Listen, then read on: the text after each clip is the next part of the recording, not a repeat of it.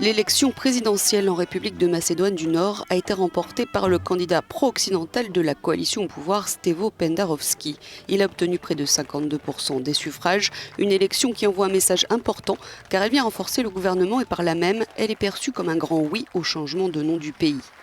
Stevo Pendarovski était l'un des défenseurs de l'accord conclu avec Athènes qui a mis fin à un conflit de près de 30 ans avec la Grèce sur le nom de l'ex-république yougoslave.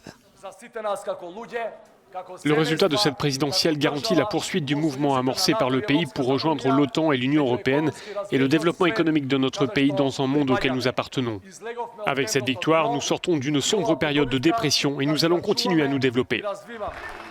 Avec cet accord, Athènes s'est engagée à cesser de bloquer les efforts de Skopje pour rejoindre l'Union européenne et l'OTAN, ce qui a peut-être fait pencher la balance en faveur de Pendarovski.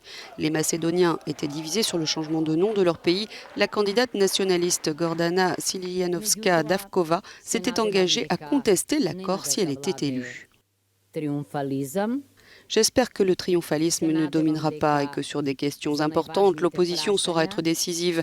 Mais je sais une chose, ce n'est pas grâce à cet accord que tous les problèmes de la Macédoine seront résolus, a-t-elle déclaré.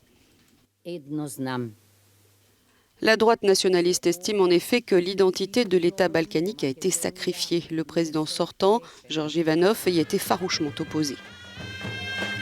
Le taux de participation à l'élection a atteint 46%. Il a permis de valider le résultat de cette présidentielle, mais il témoigne aussi du fait qu'une large proportion des électeurs a snobé le scrutin, déçu par la classe politique qui a échoué à redresser l'économie stagnante du pays jusqu'ici.